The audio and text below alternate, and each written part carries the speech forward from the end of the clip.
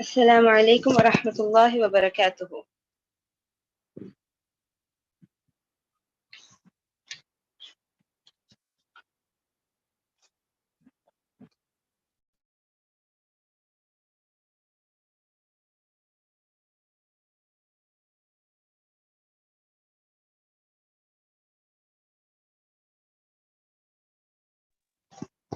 Assalamu alaikum wa rahmatullahi wa barakatuhu.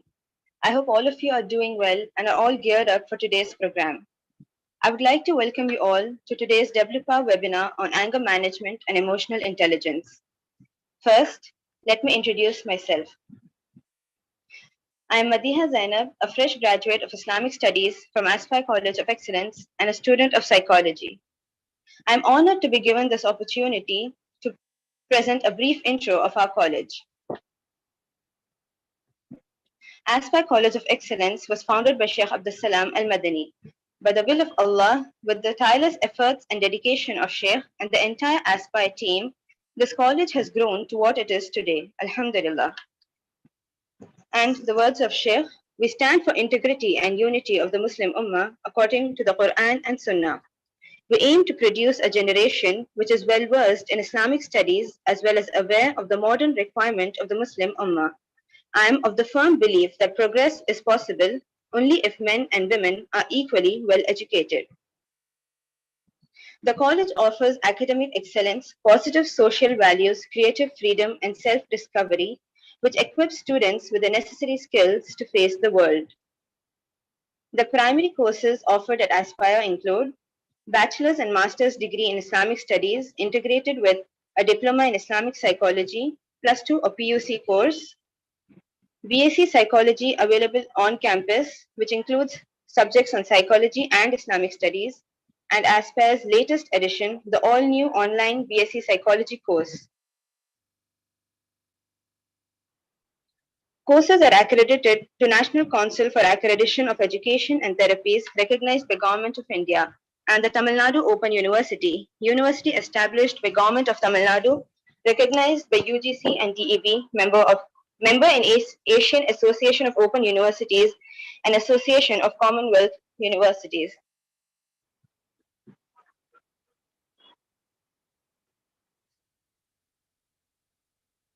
The market scenario.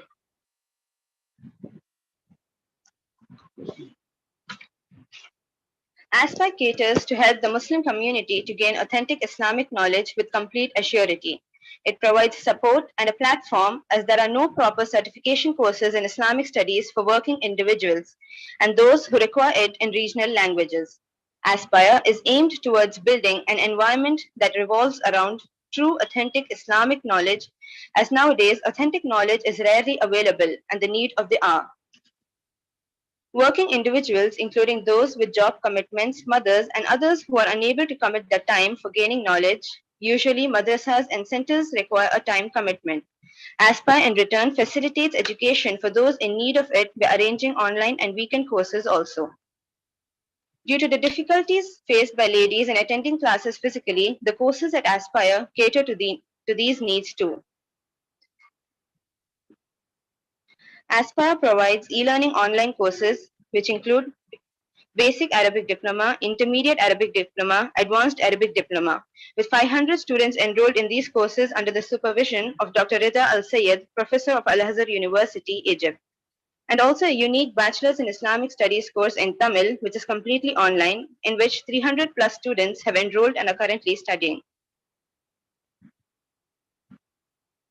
The other courses include Masters in Islamic Studies in English, Certificate in Tajweed, Certificate in Fiqh, Certificate in Hadith, Certificate in Aqidah, Certificate in Islamic Finance, Certificate in Inheritance, and Certificate in Zakah.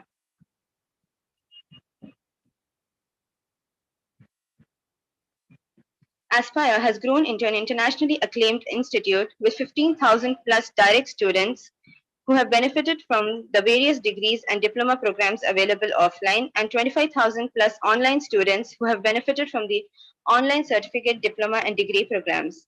Aspire has a 95% approval rating from students.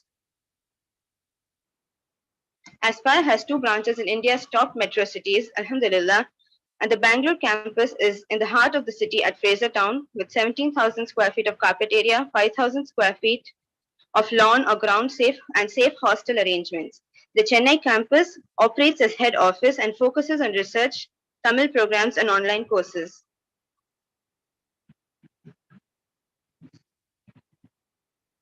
You can have the all-new Bangalore campus has typical classrooms, a safe women's hostel, and a study and library area.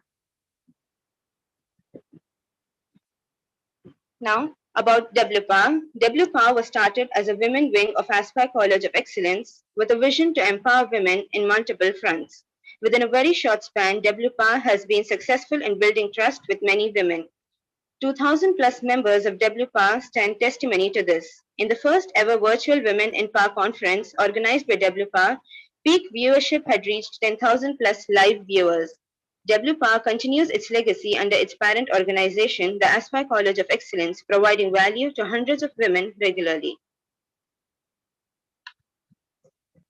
You can have a look at the student feedback videos available in the website and online. And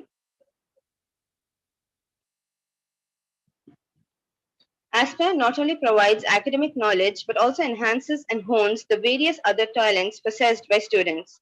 At Aspire, students gain experience beyond books. Excursions, public speaking, creative writing, work exposure, social awareness activities, on-field dawa, etc. are all part of Aspire's holistic education. Today, the students of Aspire have become teachers and educators, are continuing the higher education at Medina University, IIUM Malaysia, and similar other universities, are entrepreneurs and lawyers, da'is and social workers, and are happy and content individuals. Alhamdulillah. Please take a screenshot of this screen. You can contact the following number on the available sites for online admissions and to apply for scholarships. And now coming to our guest speaker for today, Sister Halima Sadia. Halima Sadia, a young leader, empathetic and compassionate, a professor and a mother of two amazing kids. With a master's in psychology, she is also a certified integrative counselor and life coach certified by Chennai Counseling Services Academy. She is a certified relationship coach and rational emotive behavior therapy coach certified by Udemy. With a research interest, she has presented papers at national conferences. These learnings, with her experience, have equipped her to use evidence-based methods to facilitate positive change. As a counseling psychologist, she is very passionate, determined, and focused on helping people overcome various mental health issues such as anxiety, relationship issues, family conflicts, parenting issues, marital issues, and adolescence issues. She also provides psychoeducation like skills training and coaching. A teacher of psychology at Aspire, Sister Halima is passionate to make a difference by helping individuals find their true selves. Now handing over to Sister Halima.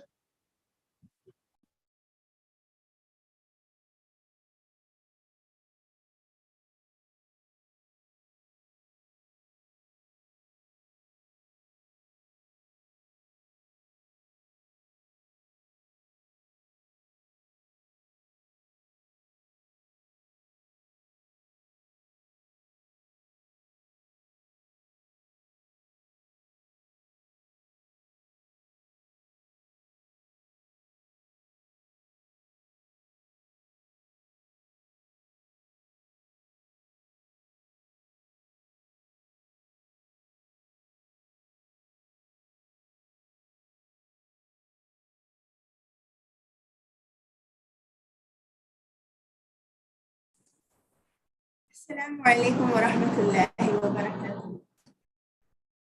How are you all? I hope you're all doing fine. Is everybody able to hear me?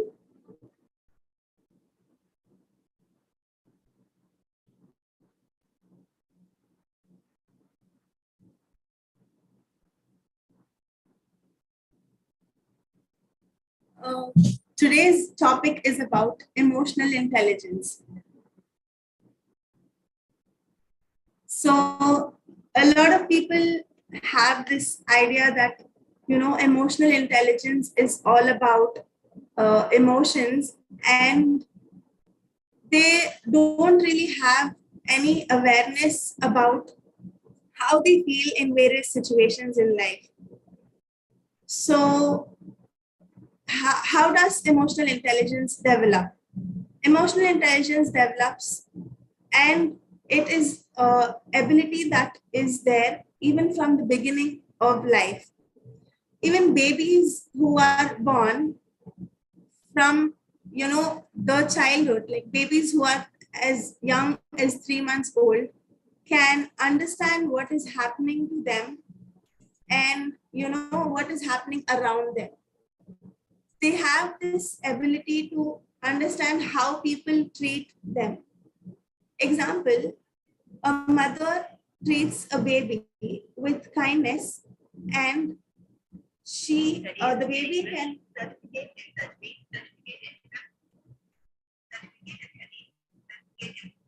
excuse me, is everybody able to hear me?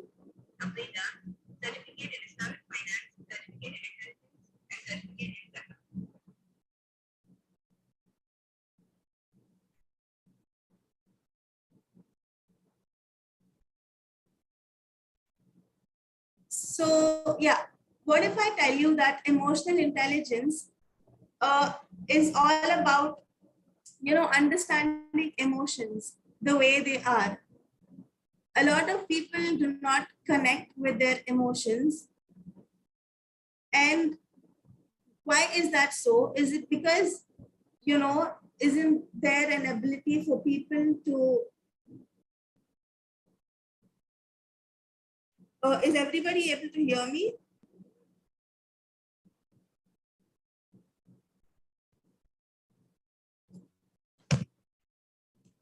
Is it clear now?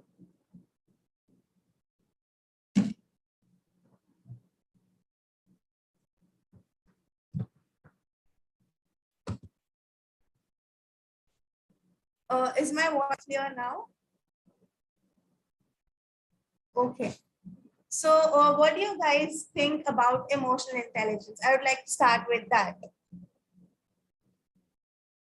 Have you ever heard this term emotional intelligence before, or is this the first time that you're listening to this term?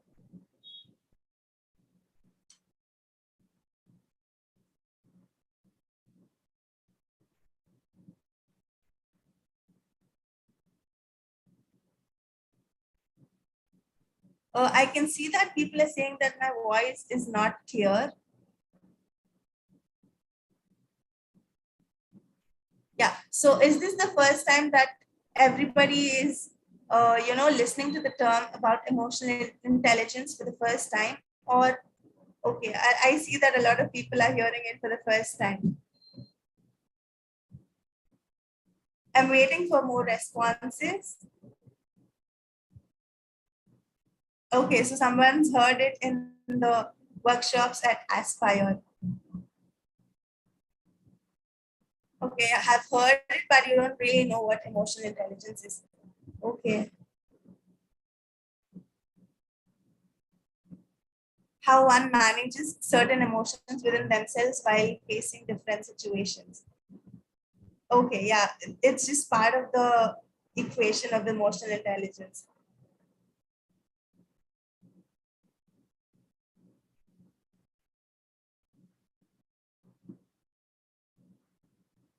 Okay, thinking about emotional intelligence, how do you think emotions are portrayed in our society and culture? In today's world, in our culture and in our society, emotions are considered as a weakness, or even talking about emotions, it's not much allowed. People don't really talk about their emotions. So, why is it so that people are so uncomfortable to talk about emotions? Even if people are, comfortable to talk about emotions, they are made to feel guilty about opening up and talking about what they really feel in various situations of life. And the word emotions itself is the idea that people have an awareness of what they're feeling, and emotions are how we try to communicate with people based on the feelings. So the different feelings that a person has are based on the basic emotions that psychologists say, which exist in the human wiring of the brain. So the basic emotions are anger, fear, disgust, surprise, and also the basic emotions such as surprise and shame and guilt. So are you all have been in a situation where you did not want to express a certain emotion, like you did not want to cry but ended up crying? Have you ever been in a situation like that? Anybody can respond.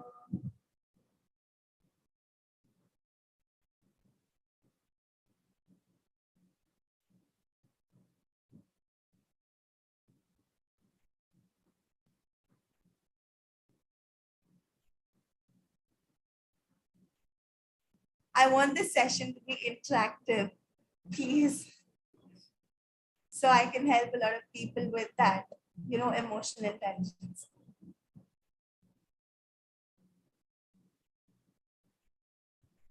Yeah, so a lot of people have been in a situation like that when you do not want to express a certain emotion, but then it just comes out.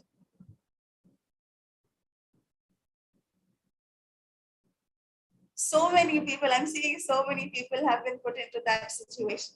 So, yeah, so how do you think the emotional intelligence or the basic emotions are able to be understood by many people? A different understanding is that, people don't really express their emotions in time and when it is necessary.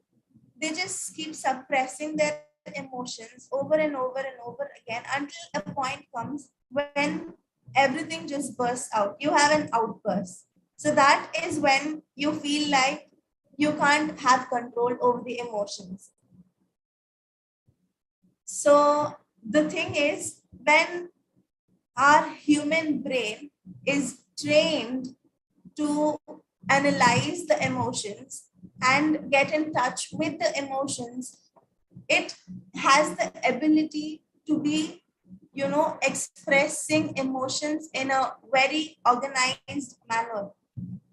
The human brain can understand emotions, and it is wired in different circuits so that we can express our emotions in a healthy manner. Oftentimes, a lot of people say that, even if they try to express their emotions, they end up suppressing it. But the reality is, emotional intelligence can be learned. So, the question is, from when do you think emotional intelligence comes into the into the lives of human beings?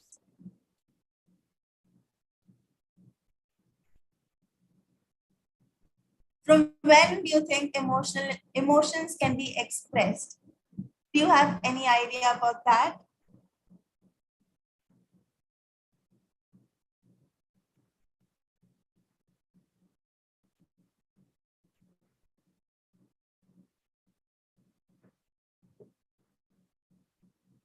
Exactly, from birth. That's amazing. A lot of people seem to know from when we actually have this connection with emotions and feelings. That's amazing because our brain is wired in that way. Even when babies are born, they can understand how people are treating them. Babies cry and they poo, and they are in a state of getting their own feelings satisfied. Yeah. So from birth, the human brain can understand that people who are rude to them are expressing their emotions, and the child of the brain of the child actually reacts and responds to it by crying. That is when the emotions start coming in. And throughout life, we learn to express our emotions in culturally accepted ways. For example, in Asian cultures, when children cry, like when boys cry, a lot of people say that, you are a boy. Why do you have to cry?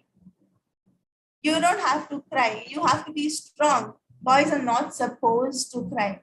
So this way, emotions are like they are learned to be suppressed based on the various social learning that takes place throughout life. When we go out into the society and somebody says something to us, we often take it very personally and start making patterns of thoughts which we don't even recognize consciously. So it goes out of the conscious and it takes place subconsciously. And then we form patterns of thinking that, okay, I'm a boy and I'm not supposed to cry. Because children, as such, they cannot understand that whatever other people are saying or their behavior and their actions is not oneself responsibility, it's their own responsibility. So the way the children are grown up and how the parenting is done influences emotional intelligence even later in life. So the basic emotions that we are going to be seeing about in emotional intelligence are fear, anger, disgust, shame, guilt. So all these emotions have a different ability to express our needs. So all these emotions pop up when one or many of our needs are not met. So when these needs aren't met, our emotions express to us that, okay, this is not being met. This need of yours is not being satisfied. So that way, the emotional intelligence is the ability to recognize, manage our own emotions, as well as the ability to identify, understand, and influence the feelings of others. Now, to explain this in detail, I can say that when the emotional intelligence comes in, that is even from the childbirth, a lot of emotions are uh, are in the form of urges. When you have a need, the emotions are expressed in the form of urges. When you feel hungry, the baby cries, and that is how it expresses its emotions. So, as the life goes on, a lot of people learn to identify their emotions. But many people, approximately 70% of the people, do not even know that there are different emotions and they are not aware that they can label the emotions and they can do something to manage them. So, emotional intelligence is all about how we can identify what we are feeling in a given situation. For example, when when we have to go to a place that is new to us, and when we enter a room full of strangers, then we understand that the different emotions that we are facing is due to the needs that we are having. Example, if we feel that everybody should be loving to us, then we are going to feel really anxious in that situation. If we set unrealistic expectations about how other people should be treating us, then it can lead to the anxiety and it can lead to rumination and a lot of other problems. So this lack of understanding of emotional intelligence or the basic idea that emotions exists in every human being, and that one can master the art of understanding how to express oneself through the help of feelings and emotions is, the basic idea of emotional intelligence.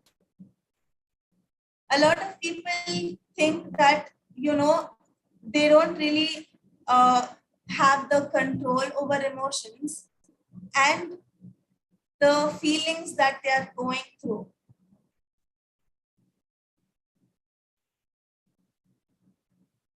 But the emotional intelligence can be developed by training the mind to understand oneself and how the brain works in different situations. And that we'll be seeing in this session. So basically, why is it that people do not express their emotions? They have different beliefs about expressing themselves. That is, for example, if I express my anger, people will use it against me. Other people don't feel this way. There's something wrong with me. It's so overwhelming for me.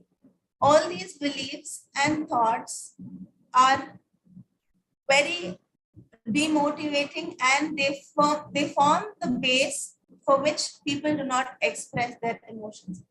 When you have a thought going on in your mind, the thoughts have the ability to influence your mood and your feelings.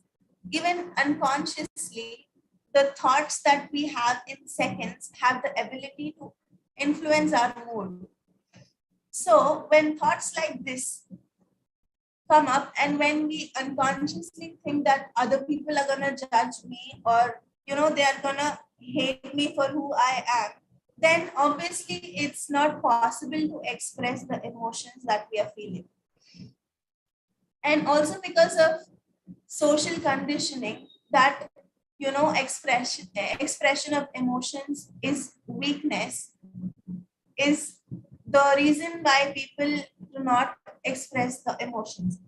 So, and to going deep into this webinar, I'll be explaining about the basic emotions and what is emotional intelligence. So, emotional self-awareness is the ability to improve the recognition and the naming of own emotions. This doesn't come out of nowhere. It takes a lot of time and efforts to work on oneself. When you want to improve, to understand what exactly are you feeling, when you have the idea and interest in understanding yourself, it takes a lot of time, and it is not just easy to, it's not like difficult, but it is definitely challenging, because you're conditioned to behave in a certain way for a period of your life. Like in schools in India and various atmospheres and various cultures really do not talk anything about emotions. Even I remember myself, being in school, even until my higher secondary classes, I did not know what emotions were.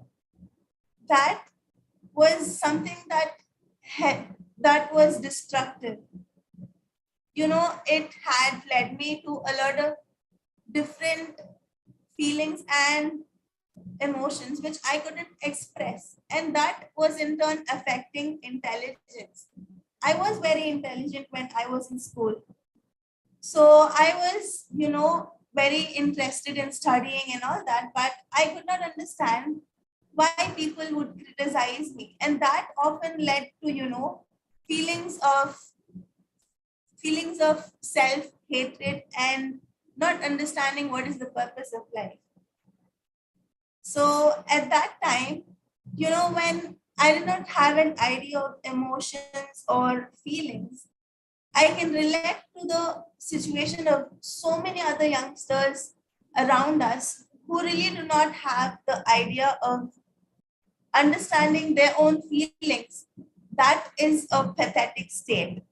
I have met so many clients who, do not understand that people who are criticizing them, or people who put them down, or people who actually try to manipulate them, are in an emotional state which either they have used to being in, or they are doing it intentionally. So this emotional awareness that people are in different emotional states and they have different emotions, and they are responsible for their own behavior and emotions. So this awareness is very important when it comes to emotional intelligence. Unless and until we are aware of this basic thing that everybody has emotions, and we don't have to really get worried about how we're going to manage ourselves. Rather, we need to take the efforts and understand which emotion is very troublesome for us. A lot of times, people have this pattern of emotions, like they make one favorite emotion out of their life and they react in every situation in a same manner. So that is very dysfunctional for them.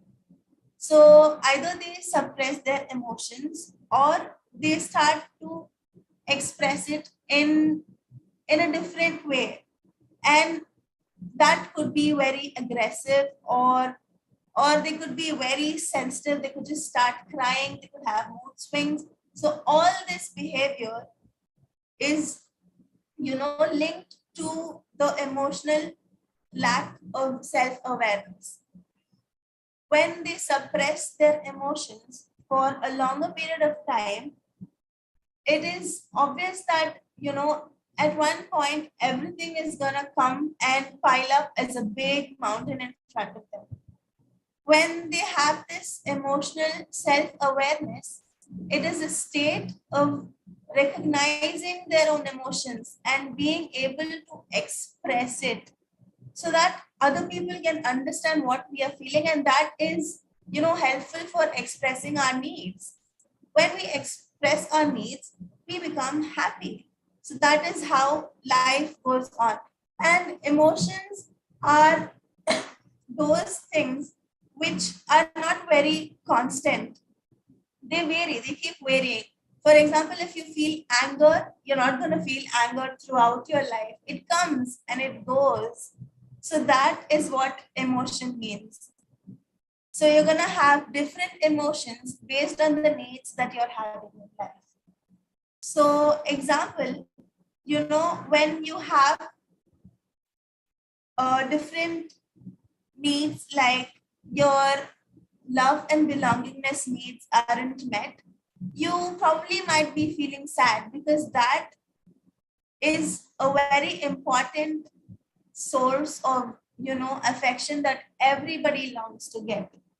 And if that is absent, then you obviously will end up feeling sad. And feeling sad, if you do not know how to express your emotions and get what you want by communicating that, I need this is necessary for me. And if you do not acknowledge that, it leads to various problems. A lot of people, do not acknowledge their emotions and express it, but they learn to suppress it and distract themselves from what they're feeling. This doesn't help at all. Distraction helps in certain instances.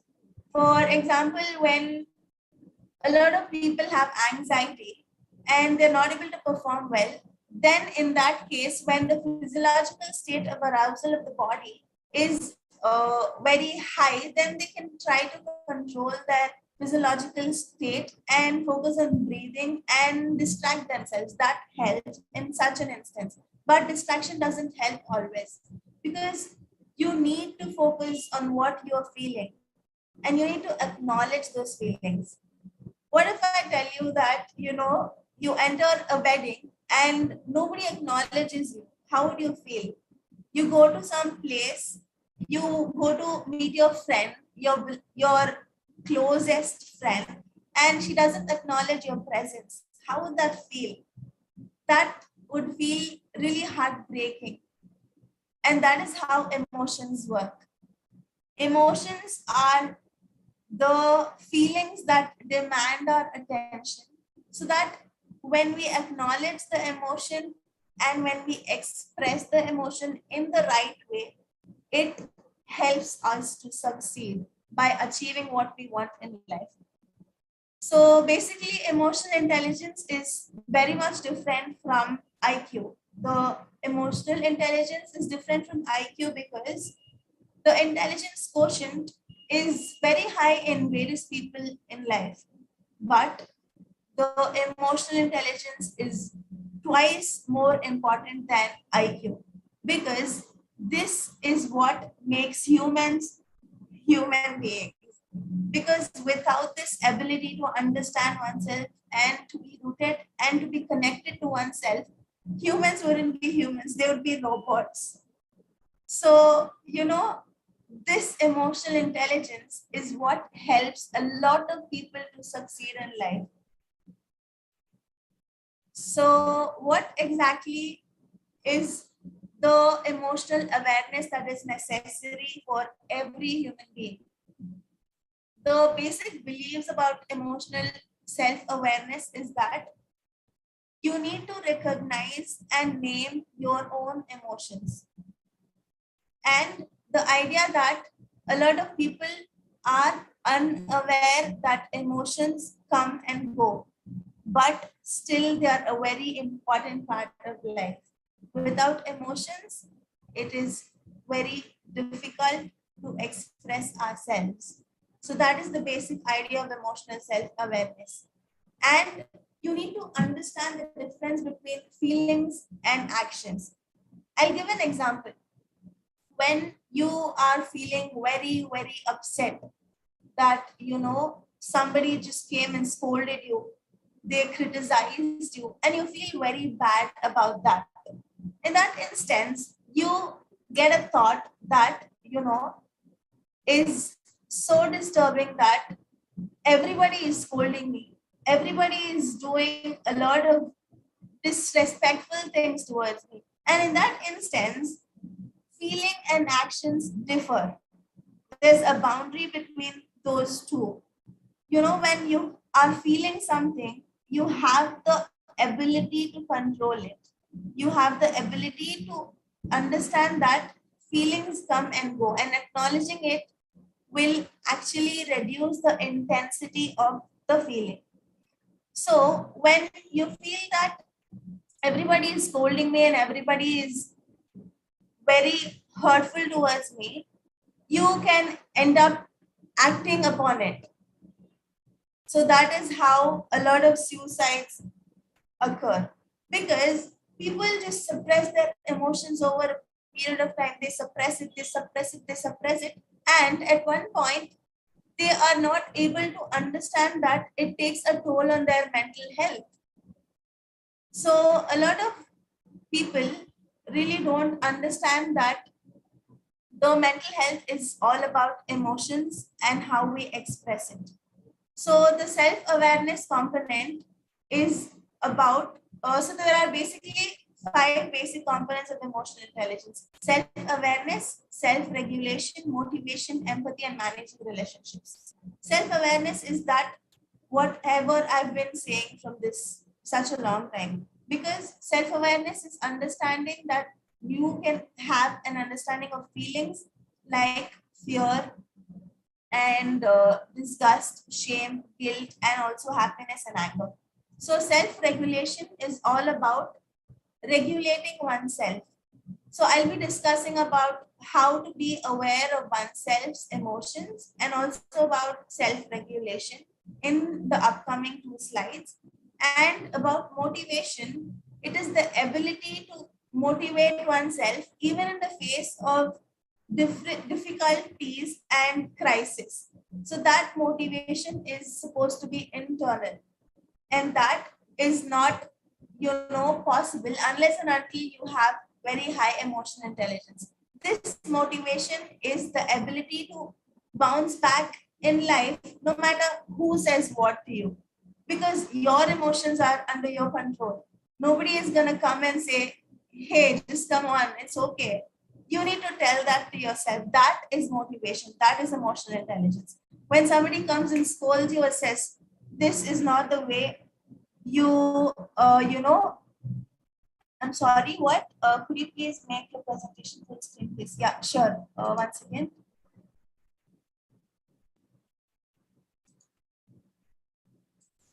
So yeah, when you have the motivation to live life as it is, you need to understand that different people in your life are gonna come and express different emotions to you in different forms.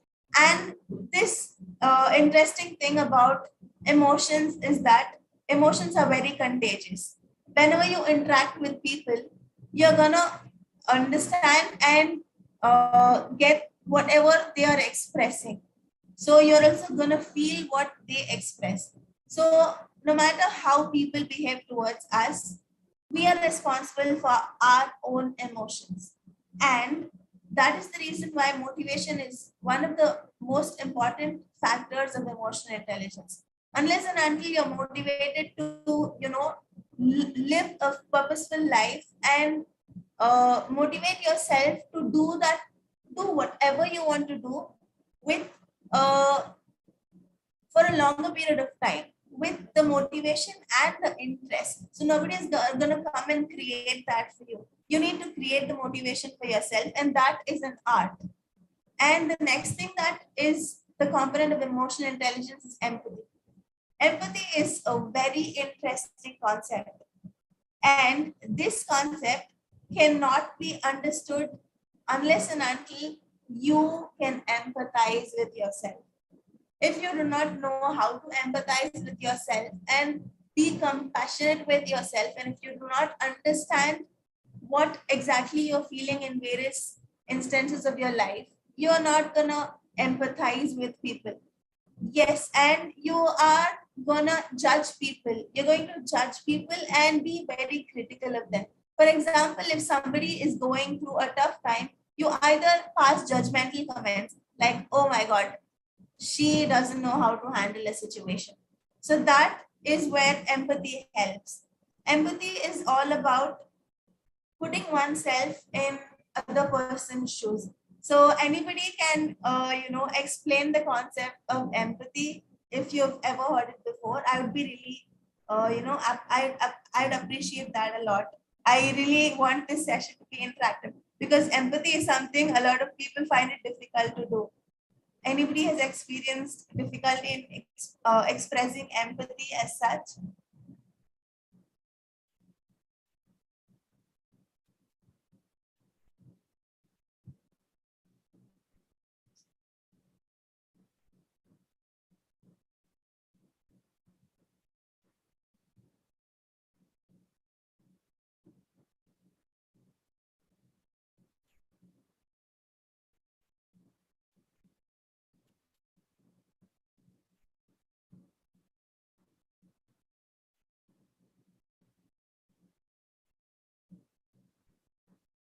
So yeah, what do you guys think empathy is all about?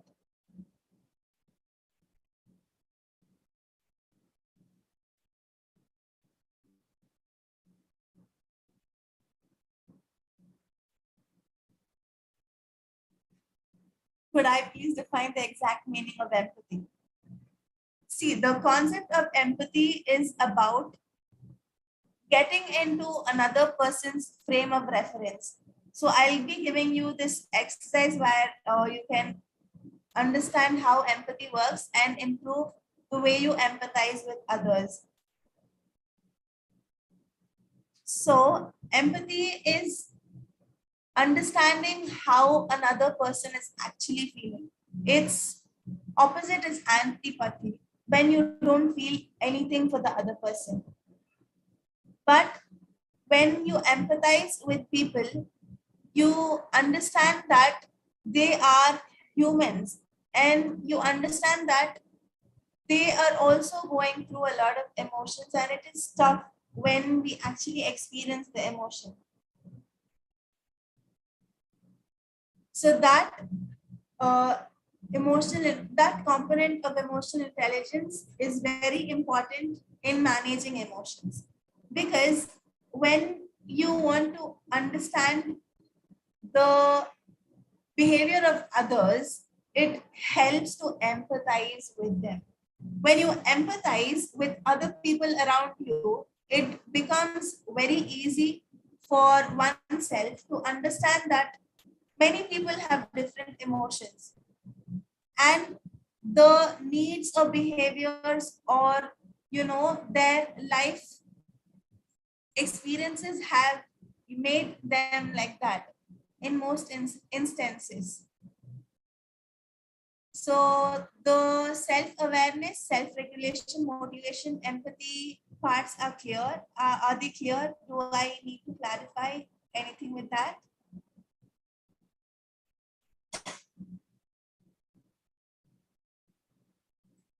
The last component of emotional intelligence is managing relationships. As one sister had said that, emotional intelligence is all about understanding one's own emotions and regulating emotions. It is also about understanding how people around us work and how their emotions influence us and how we can influence their emotions. So we need to manage our relationships by all these factors: self awareness, self regulation, motivation, and empathy.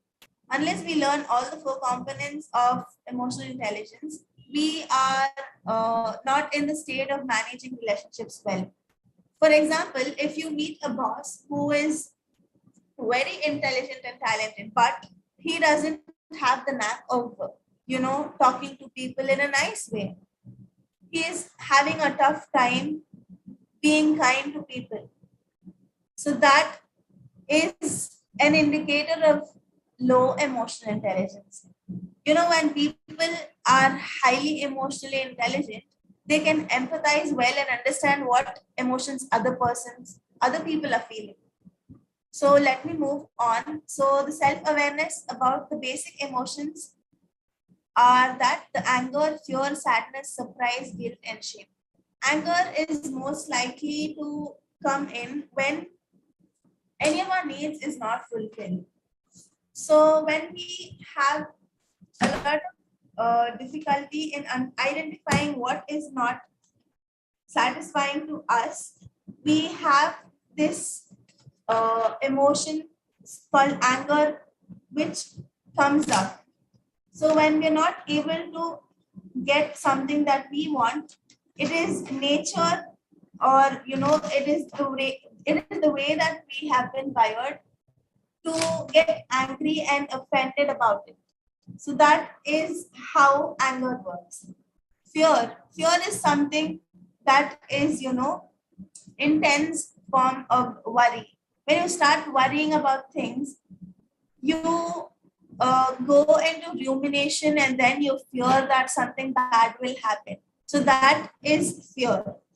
A lot of people have this uh, idea that, fear is phobia, but that is not that. Fear, an intense form of fear, is phobia. So that is the relationship between fear and how we express it.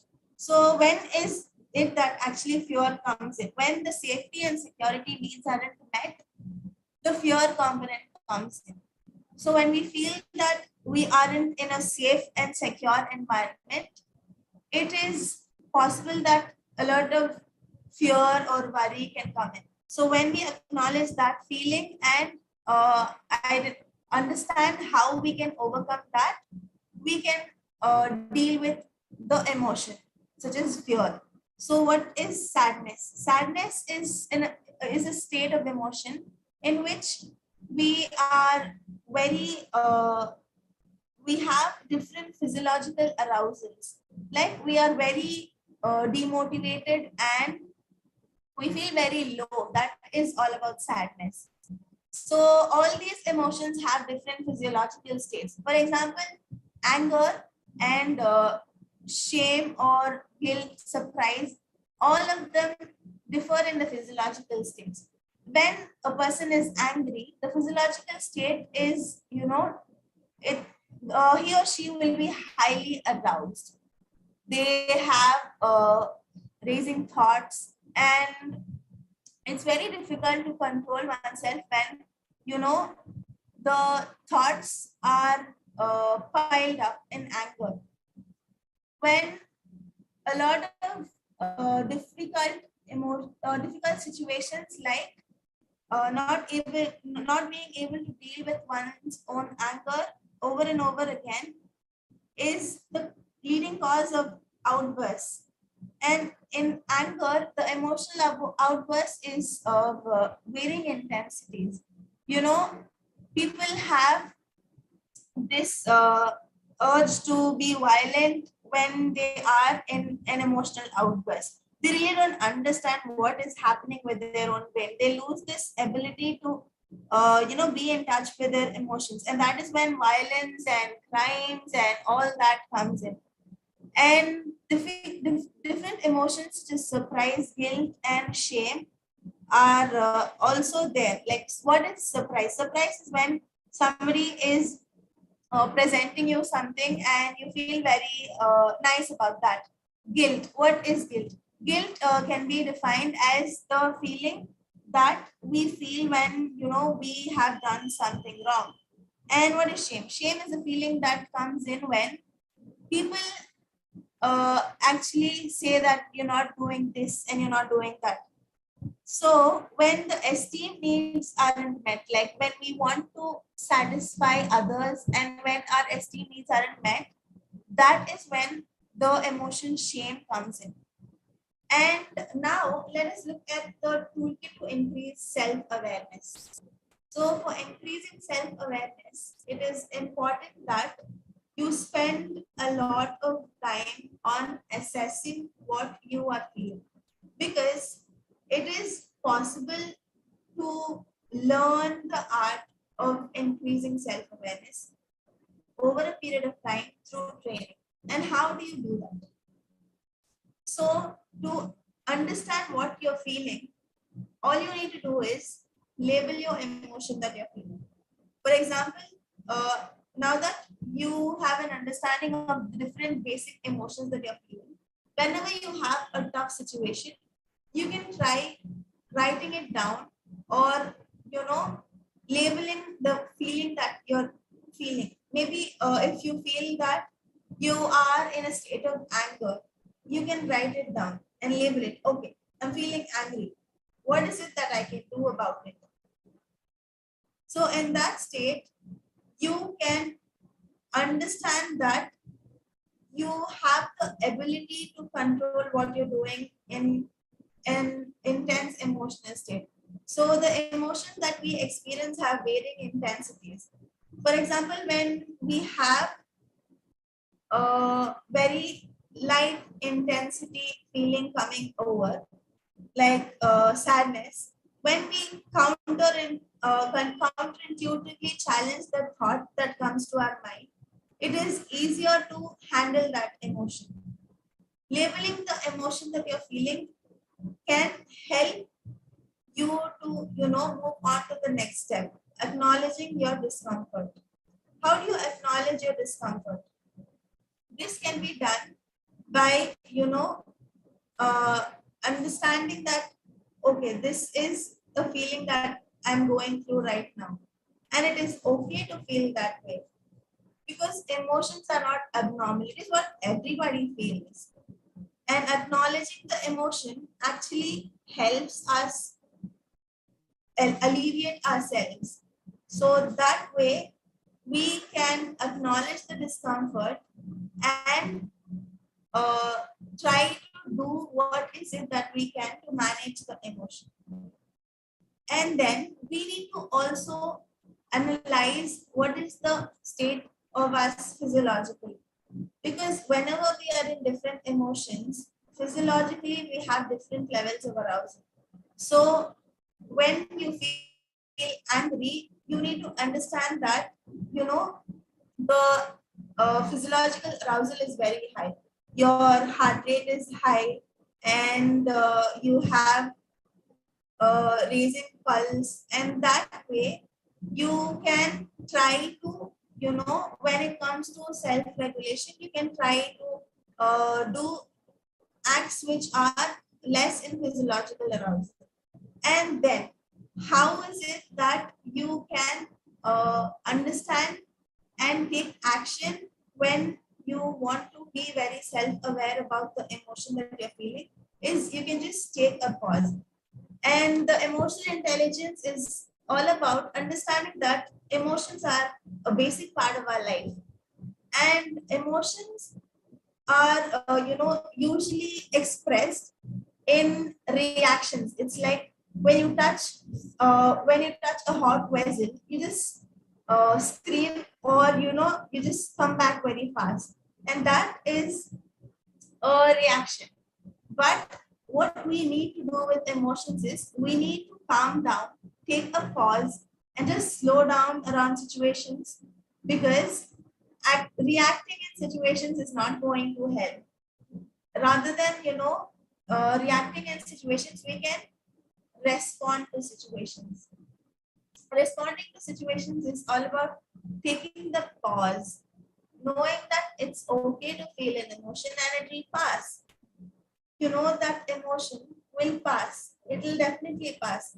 And you need to support yourself throughout that emotion that you're feeling. So, not taking action during intense emotions is all about taking the pause. You don't have to do anything when you're feeling intense emotions. Just understand that it's okay to take a pause. It's okay to slow down in such situations. Nobody is telling you to react then and there. So it's very important to take a pause and just slow down around situations. What if I tell you that you had a pause button in your life? When you can just calm down and think that, you know, you can have control over situations. That way, taking the pause really helps. And another way to analyze and be aware of your triggers is also important to understand the self-awareness. Mostly the triggers are the different things that affect us in different ways. For example, if somebody is degrading us, or being very rude to us, that can be a trigger. So identifying our triggers is very important. If somebody is bullying us, that can also be a trigger. So make a list of all your triggers and understand what is causing them. One of the important components of emotional intelligence is being able to identify what is your trigger, and being able to connect it to what it really means to you. That is part of cognitive behavioral therapy, which tries to understand why is it we are feeling what we are feeling. Everything that happens to us has a meaning. So that trigger is something that we have been learning since our childhood.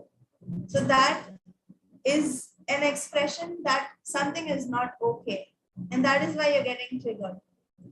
And the next thing is make negative emotional experiences as opportunities to learn emotional intelligence and be compassionate with yourself. This can be done by, uh, accepting ourselves as we are, because throughout the journey of life, we can't really expect ourselves to be perfectly designed to, express our emotions. It is okay to express our emotions in different ways. It is okay to have outbursts, but we need to know that we need to acknowledge it and make efforts to improve our mental health. So whenever you have difficult or unpleasant negative emotional experiences, like you cried when you did not want to, or you expressed anger when you did not want to, it's okay to be that way at points when you just get out of self control. So that control is very important, and understanding that negative emotional experiences are opportunities. That way you're learning it. You need to tell yourself, what did I learn from this experience? And you need to move on with that and develop the ability to understand that this emotion can be dealt in this way. So that is very important to, you know, understand the functioning of negative emotional experiences and taking it as learning opportunities. So that can be done by being compassionate with yourself. You don't have to be so harsh on yourself that, you know, you set unrealistic expectations for yourself. It's okay to have outbursts at times because we all are humans at the end of the day. It's okay to feel that. It's okay to have triggers. But what is it that you are doing that is different from all the past years of your life? It could be that you were not in connection with whatever you were feeling throughout your life. But what is it that you want to do to actually change that state and become very emotionally intelligent? So that is the base for understanding the self-regulation. So the kit for self-regulation is all about the 4 points that I have mentioned over here. So these things are interesting. Being on your problem versus being on your side. This is all about, you know, describing the problem that you're facing or saying that, okay, I'm feeling angry. It's okay to feel angry. And it is a very intense emotion. And, you know, when a lot of things happen in life, we start degrading ourselves. Like, I am lazy. I am so demotivated. I'm not good at this. I don't get up early. I don't sleep early. I'm so useless. This is a pattern that we develop over a period of time. And that negative pattern is what causes us to be on the problem, which is on our side. We need to be very compassionate with ourselves and understand that compassion is one thing that helps us, you know, understand that different emotions come and go. So that is the base of being on your side. Support yourself and say that, you know, it's okay to be sad or angry, but I can support myself in that situation. And when you have the expectations, like, I need to be perfect, I don't have to be angry, I don't need to get angry. So that way you want to be a perfectionist, and breaking the perfectionist curve is very important. And then list your rules in life. Can somebody just list out your rules in life, like, oh, I need to do this, I have to accomplish this?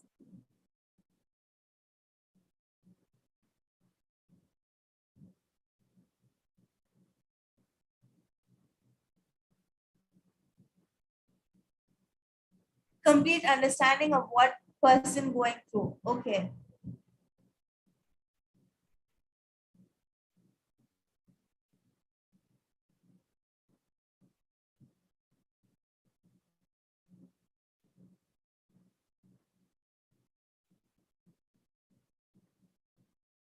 Anybody else who have rules in life, like,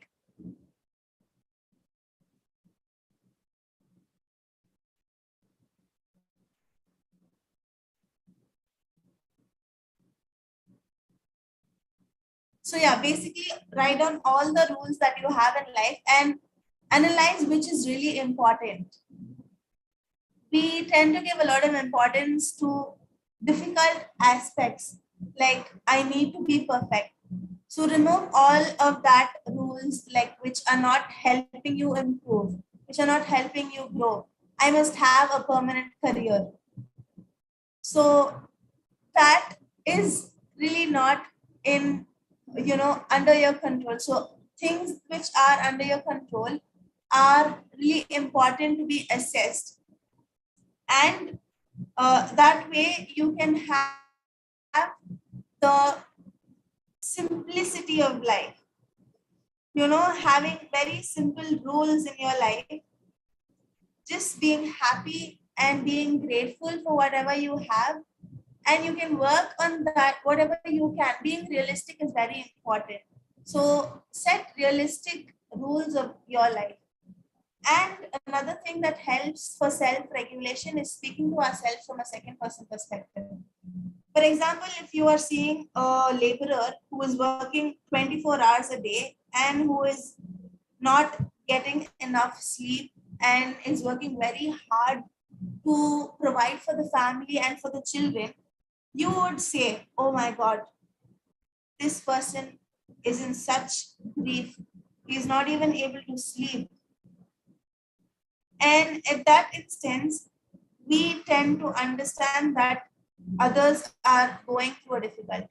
But when we have a problem, we don't even acknowledge that we have a problem. We say, okay, I am like this. I'm so useless. Why do we do that to ourselves? That is not necessary. We need to be very compassionate with ourselves.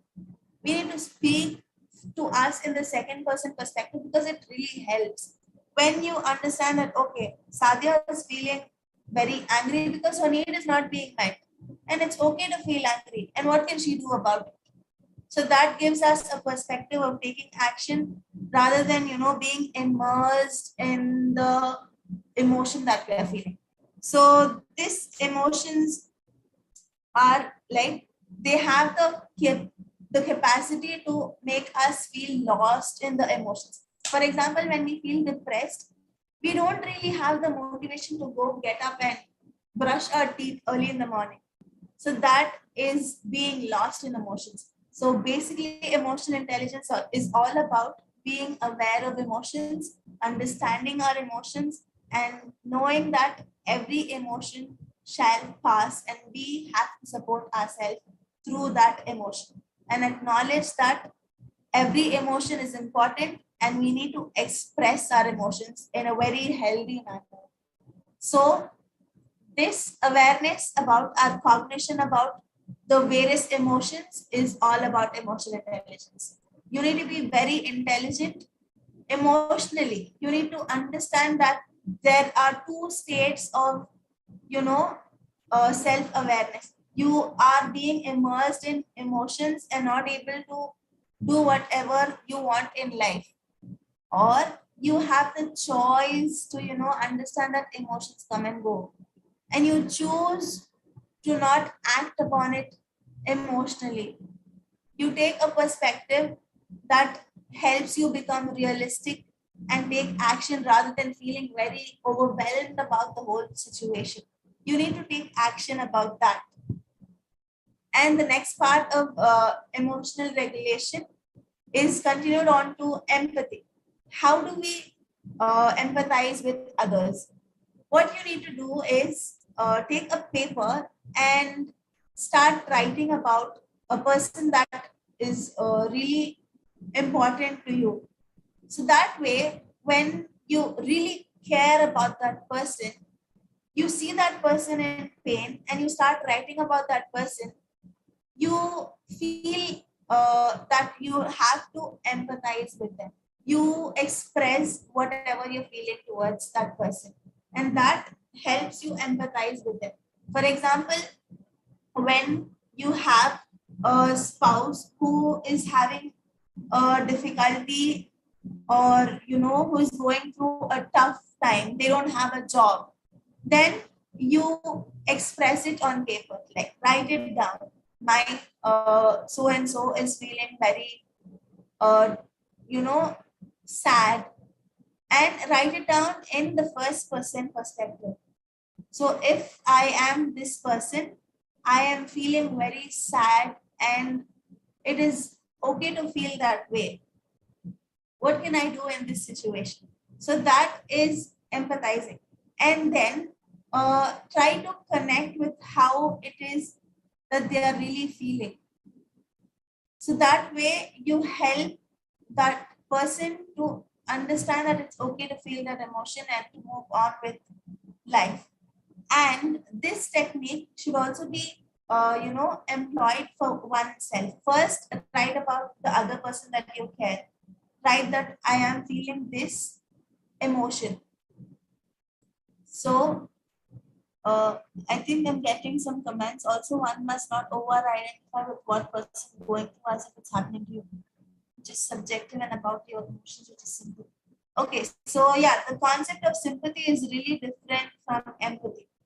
Empathy is all about getting into the person's shoes.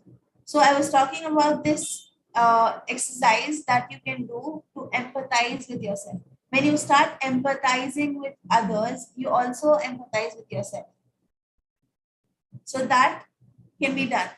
You have to understand that there are three levels of empathy. One is, the understanding how other people feel, the thoughts of other people. So that is the first level.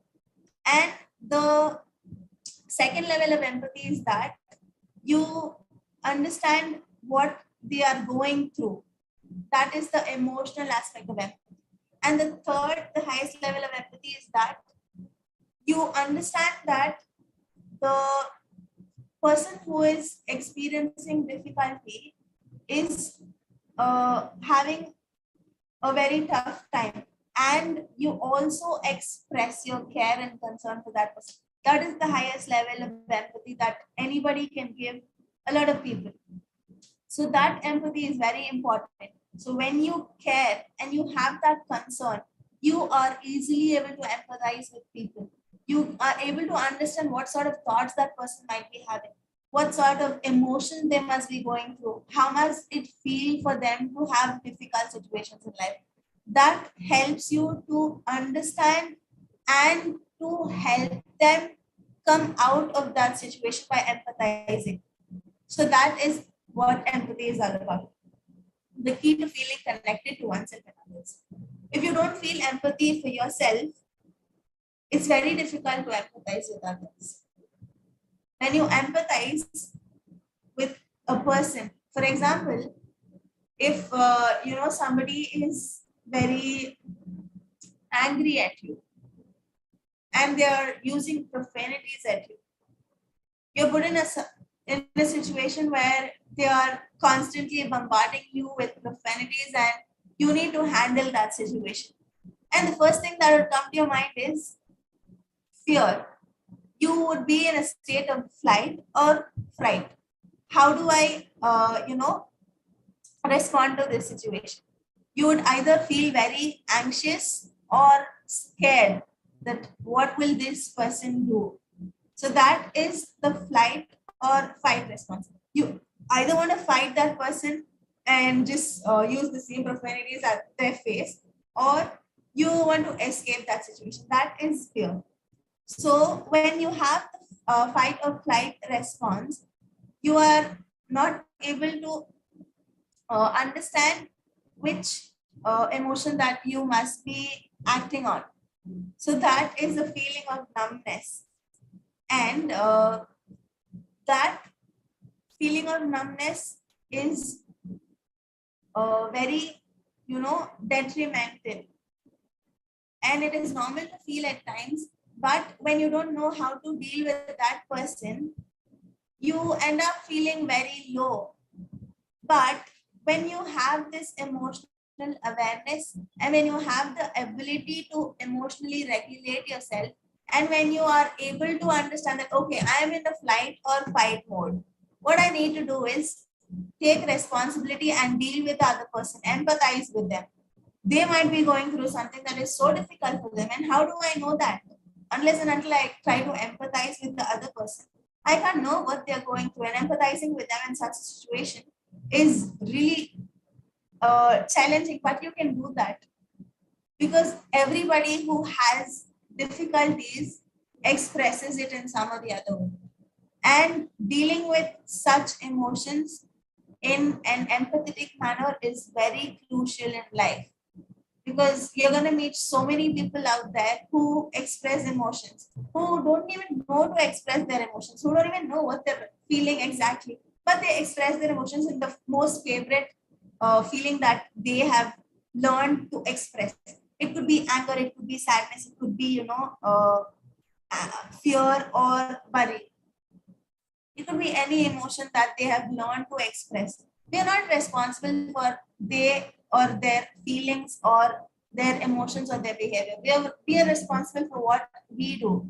So when we haven't done anything wrong to them, it's important to empathize with them in that situation and connect with them through eye contact and understand and express our emotions and empathize with them to help them come to a normal situation. And empathizing with the other person, even when they are very upset, helps them and also us. This is emotional intelligence. You know, when you don't know how to emotionally regulate yourself and somebody is very upset, or when you want to help that person, you won't be able to help yourself also. So this is about a win-win situation, creating a win-win situation about yourself and others. You want to help yourself and also others. You want to understand what you are feeling. You want to understand that you have different needs, and communicating and expressing that needs is very important. And that communication is not possible unless and until you empathize and understand and have a very good concept of yourself. And this concept of yourself is about the beliefs that you have. That is self-awareness. And that is also very important to understand that unless and until you have empathy about yourself, you can't be aware that you have different purposes and different emotions in life. So that is all about empathy. And then anger. A lot of people ask me, how do you remain calm in so many situations when people,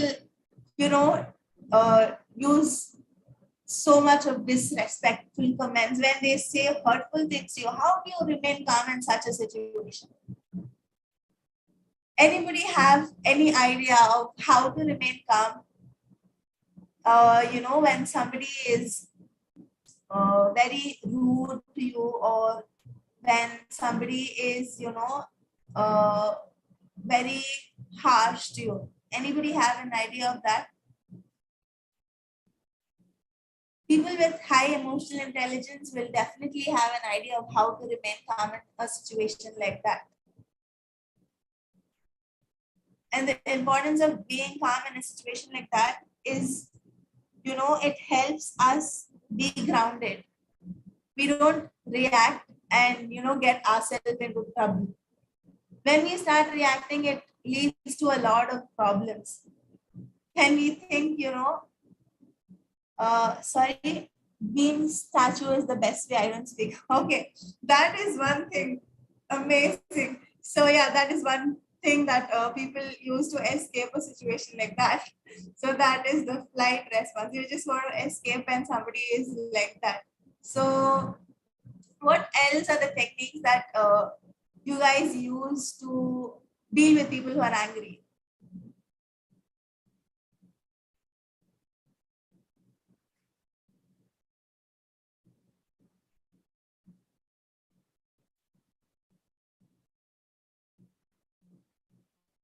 Okay, so you ignore the person and you don't even, communicate. Okay, so what exactly is anger?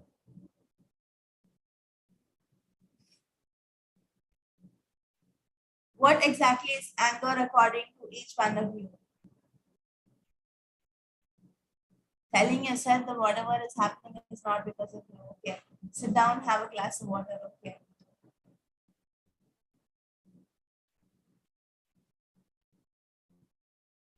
So today's topic is all about anger management and emotional intelligence. Anger is one of the basic emotion that a lot of people are scared of. Even when they have anger or somebody else gets angry. Feeling of retaliation. Yeah, so this emotion is very crucial to be understood. It is a very important emotion which helps us understand that some of the needs that we deserve as a human being aren't being met. Suppressing emotion is anger. So anger is not exactly a suppressing emotion. Emotions are in itself having a purpose in life, and anger also has a purpose. When we feel angry, it is an indication that something is off. Something is not going right. And a lot of people react in anger. That is where they go wrong. That is how they, get into trouble by themselves. Anger is very useful when it is constructive and not destructive. When you want to express anger in a constructive way, you need to understand that there are so many ways to express anger rather than becoming violent, throwing things, smashing on the wall, or just hitting the wall. All these are instances when you start acting out of anger, which is so detrimental to oneself and also the other people who are around oneself. So, what is it that one can do when one is angry? The first thing that you can do is pause, take a break, analyze what is causing your anger. And another thing that a lot of people do is, they just vent out their emotions and think that that's going to help them. That is just a myth. It's a policy. It's the policy of anger. It doesn't work venting out your emotions that way.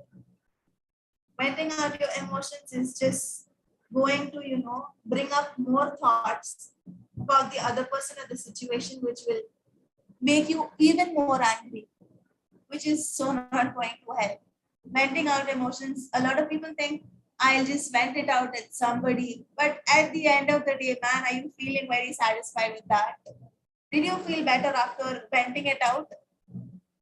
Did you feel better after bursting out? Did you feel better after, scolding somebody or just retaliating or saying something bad to the other person? That is not connecting to the other person.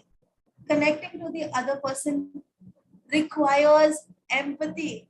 It requires the understanding that everybody has emotions. Everybody has emotions in life. So that way, venting our anger out is so not helpful. And one more thing that is a pattern in mostly very, difficult situations in people's lives people who are, very low in emotional intelligence. They just pile up their emotions, they suppress their emotions, they keep suppressing it, and they do not express it at the start.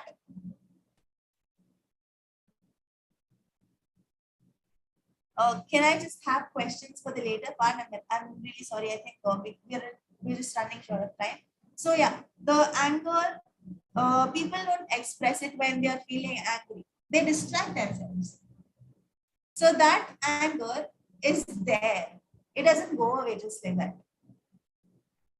A simple situation or a simple example would be when you feel that your spouse is not giving you enough attention or not, trying to connect with you emotionally, and you feel angry about that, and you feel that you're giving the other person a chance to, rectify himself without even communicating.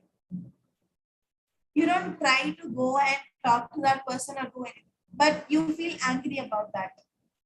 And that, again, you don't express it and you try to distract yourself from it. Okay, this person must be feeling something and something, so he must not be giving me attention.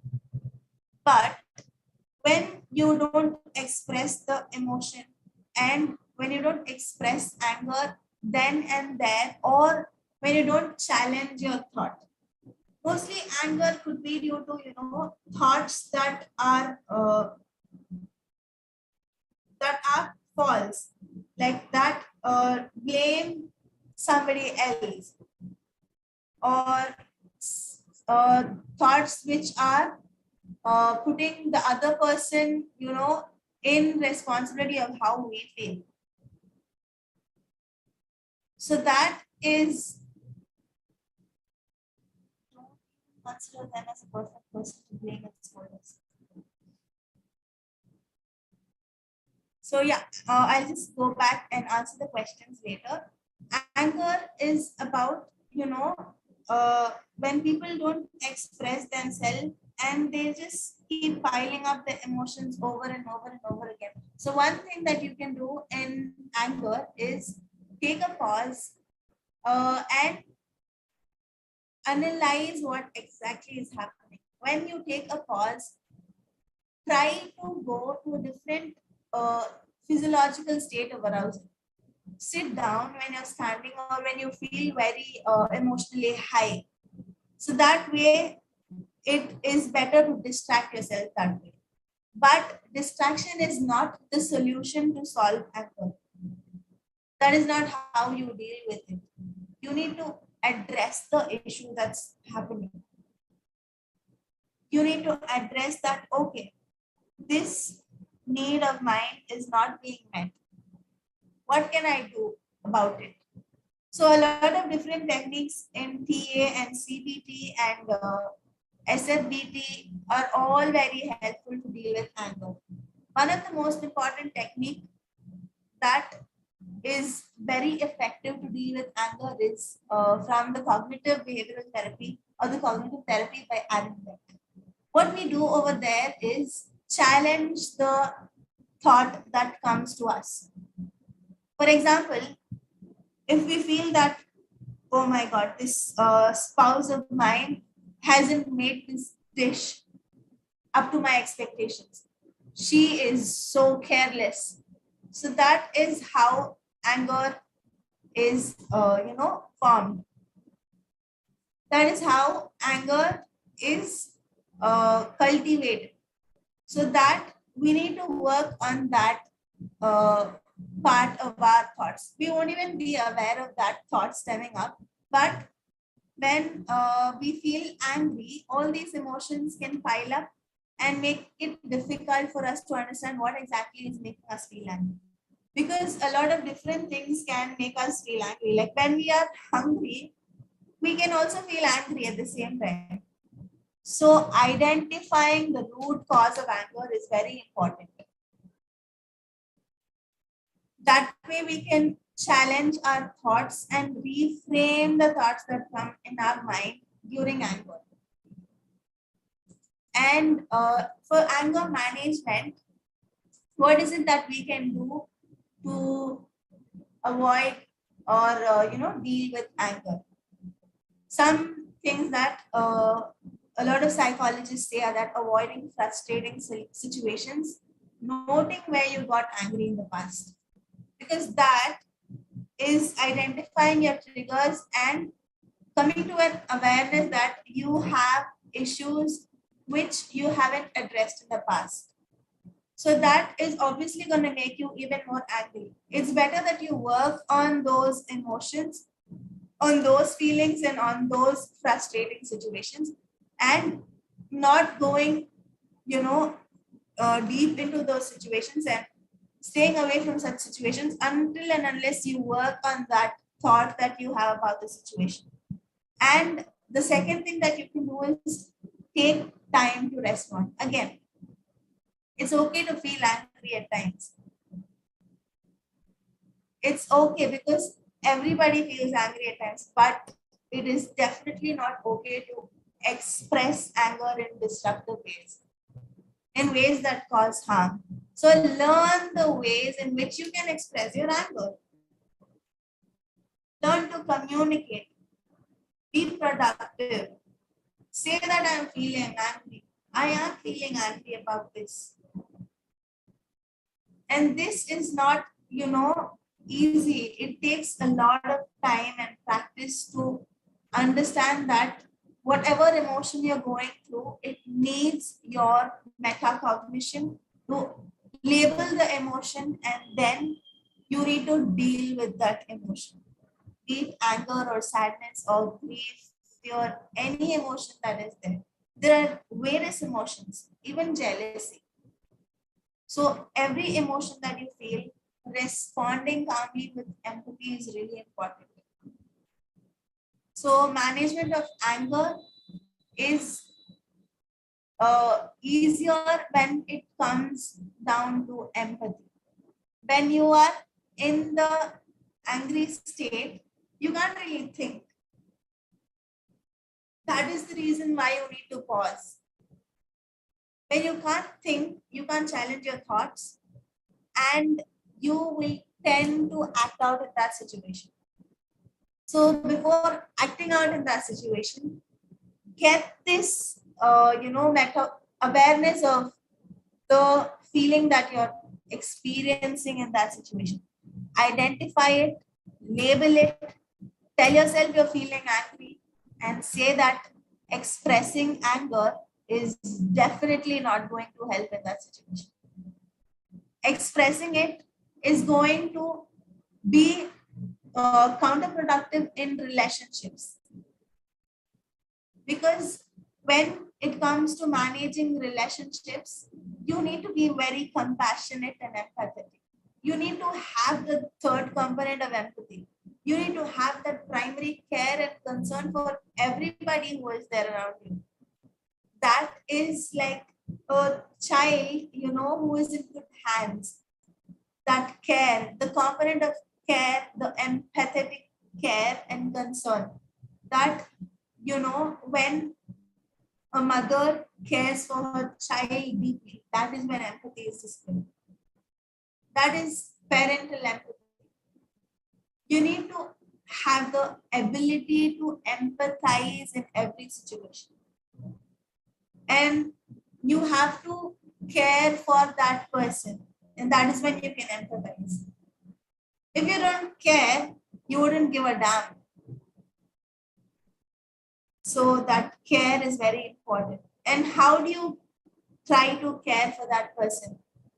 And this care is, very important to understand that every person that is there in your life is playing a role. So that is part of your relationships. That is relationship management. You need to care about that person to empower that person. Even if the person is having anger outbursts, you can't just leave that person and say, you are having anger and I can't deal with you. That is like abandoning the person, which is definitely not going to help them. Would you like it if you were left out? Even if you are angry, if you have, learned different ways to express anger, which aren't helpful for you, and you don't know what to do with that, and somebody just leaves you, that is your problem. I don't want to be there for you. How is that going to feel? Any idea how that's going to feel? I really like responses about this. It doesn't really feel good when somebody abandons you. So it's the basic intonation of emotional intelligence that everybody is, longing for that compassion and affection and that empathetic care. When we are in a state of awareness about that feeling and the basic notation that the care and concern is required by every human being, that helps us empathize and that helps us deal with emotions. That helps us see the different picture of every situation in life. So that is how you can establish amazing relationships. Even if a person is angry, you just don't leave them. You empathize, you care for them, you connect with them, you ask them, what is the issue? Is it helping you be angry? Is venting out helping you? What is it that you want to do? If you really want to change your ways of expressing anger, you can work on it. There's no age limit for being emotionally intelligent. You can work on it anytime you want in life. You can solve how you want to express your emotions. You can solve how you want to express your anger. Is expressing your anger in a detrimental way helping you? Is it making you feel better? Is it making you feel good that somebody leaves you because you get angry? Now that is not emotional intelligence. That is not how emotionally intelligent people behave. Emotionally intelligent people have the knack of talking and expressing themselves, and they know the importance of communicating with others. And this can be done when you work on your emotions, your feelings, your ways of regulating your emotions, and when you feel that you have to motivate yourself throughout life, no matter what the circumstances. You need to motivate yourself. That is, as Daniel Goleman says, the emotional component of life is that everybody has a purpose. And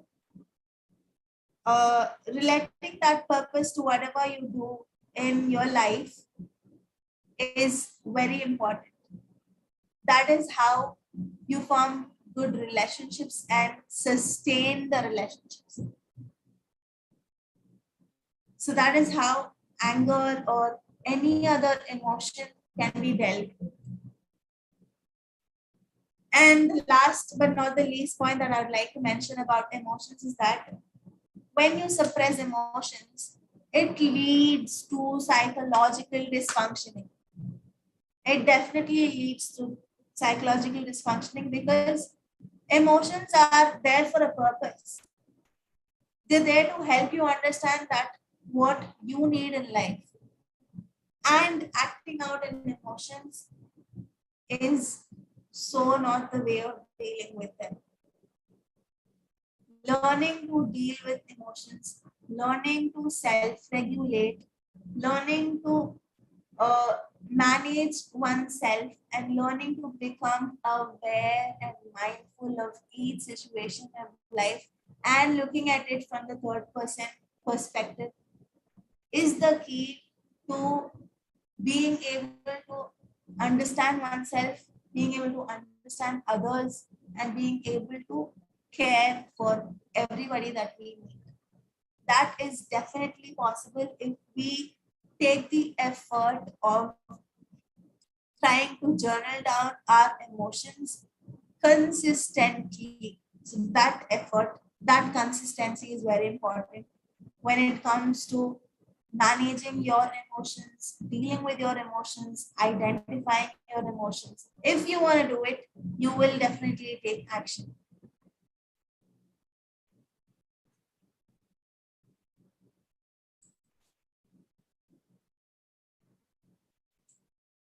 And definitely, the principles of psychology and various concepts of professional psychology, like uh, dealing with oneself and the counseling concepts, and also various uh, helpful techniques are part of the BSc psychology program that is there in Aspire, and you'll be learning more about how to identify your emotions, how to deal with your emotions, how to be a more emotionally intelligent, how to improve your functioning as a whole individual, how to communicate. You'll be using transactional analysis, which is more about understanding oneself, the script of oneself, the beliefs about oneself, and how every belief is uh, very important. And all those beliefs that we have in life shape our life. The cognitive wiring and the cognitive restructuring of our brain is so important. Oftentimes, we don't realize all of that when we don't get into the emotional aspect of life. So that is a drawback when we don't really give our emotions that much of importance. A lot of people, a lot of men, a lot of women, they neglect their emotions and start working on very different aspects of life. Like they want to be very achievement oriented. They want to be very highly paid and all that. But at the end of the day, is it going to make you happy and very peaceful in life? All these techniques are taught at Aspire College of Excellence, and it would be amazing to have all of you in part of that journey. Thank you. You can ask me questions.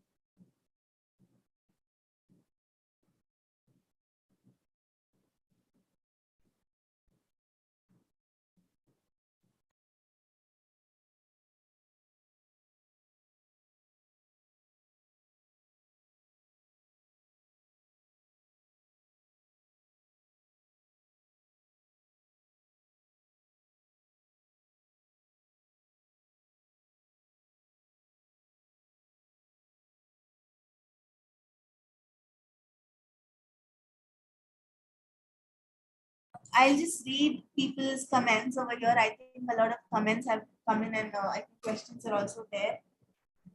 Just give a thought. Can my anger rectify the situation? If not, be calm. It can't do anything in it. Okay. So yeah, being angry, does it really help in that situation? And expressing that anger is very important. So if you're not able to be calm about it, uh, then you can analyze what exactly is causing you that anger. Focus on that aspect of it.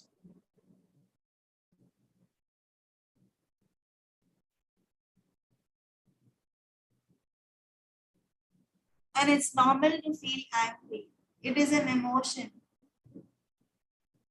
So when you feel angry, stop trying to control not expressing or feeling that emotion. That is not going to help. You need to understand that it's okay to feel that, and you need to work on ways which will help you improve your own mental health. If you feel angry consistently, constantly, then that is a pattern that you've chosen over the period of your life. And you can change it definitely through analyzing your thoughts, journaling down your thoughts, and writing it down in the third person perspective. What is exactly causing you the anger?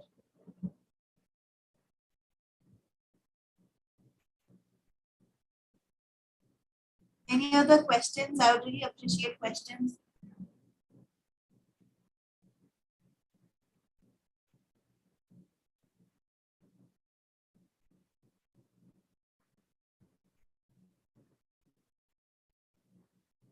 I really appreciated the way you provided information on how to deal with a person in counseling situation. Easy to become judgmental. Yes, it is definitely easy to become judgmental, but having that care and concern is one very important aspect of counseling. That is how you empower the other person to live their life. So this care and concern is very, very important in every relationship of ours. No matter how disconnected the other person feels from themselves, the more disconnected they feel from themselves, the more disconnected they are going to be towards us. So let us help each other become connected towards their emotions and rewire the circuits of the brain, which help, you know, each of us understand the necessity of emotions and the purpose of our emotions.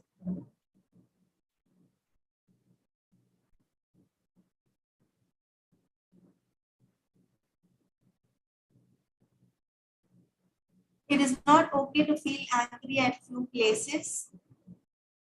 Really, it is definitely okay to feel angry at any point in your life. It is okay to feel angry, but are you making that anger a point to communicate and express what is it that you want from that situation? Are you focusing on what is it that is important in that situation? Or are you focusing on expressing the anger, which is definitely not helpful? Expressing anger in different ways, like being, very hurtful or harsh, is very easy. And it is a choice. You can work on it step by step. Nobody is asking you to, grow in emotional intelligence overnight. You can do that step by step. You don't have to control your emotions and not feel angry at all. That would be so silly. It's okay for you to feel angry. Accept it that you're feeling angry. It is okay to feel angry. Everybody feels anger. It is an emotion. It is normal for us to feel anger. Why are we so scared of anger that we don't, let it come? How will we know what is happening to us? How will we know that what we like and what we don't if we don't feel angry? Anger is so important when it is constructive.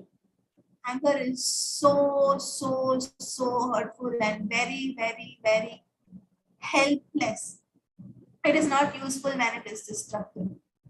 Learn the ways to make anger, constructive.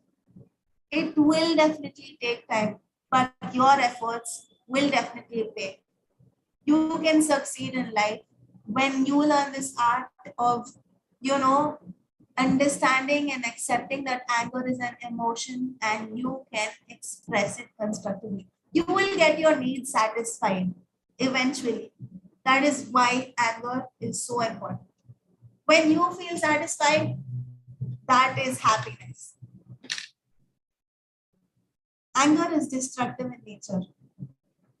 Anger is not destructive in nature. Anger is an emotion which is very important. And we have learned to, express it in destructive ways. We have learned it from social learning. We see how another person behaves when he or she is angry. And that is how we think that we can, behave when we are angry. That is not normal. That is not okay. It's not okay to hurt others just because somebody else is doing that. You have a responsibility towards your emotions, and that is self-awareness. You are accountable for your emotions. You're responsible for your emotions, and you're not responsible for how others express their emotions. You are in fact responsible for, responsible and accountable for making the other person realize that they have to be connected towards their emotions and they don't have to express their emotions in a destructive way. Any other questions?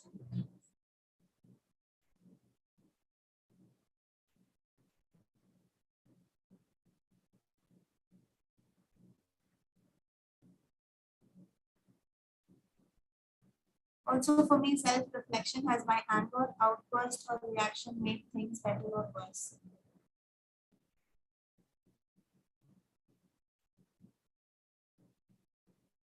Oh, I'm so sorry, I didn't understand that.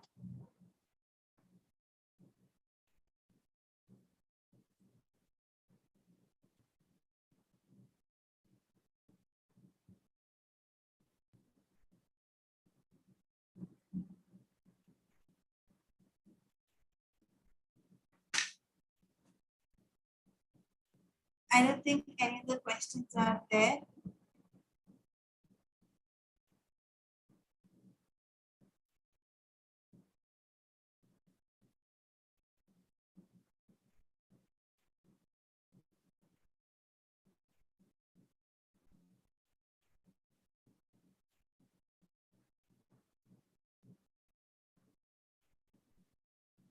Why did the previous generation have less angry behavior as compared to today's generation? Who said that the previous generation had less angry behavior as compared to today's generation?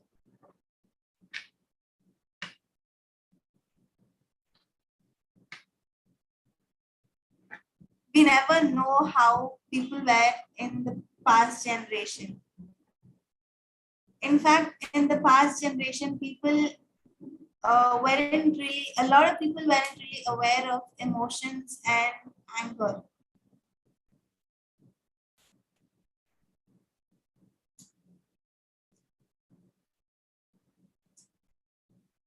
Generation is not a problem when it comes to understanding anger. I have seen a lot of old people who still do not know ways to cope with their own emotions. I witness, a lot of people expressing their emotions in a very destructive way in our own families. I think we are sure that very few people actually from the past generation, from the previous generation, who are really old, know to express their emotions. So those people who are very emotionally intelligent will definitely be able to cope with their emotions and identify their emotions and help other people identify their emotions.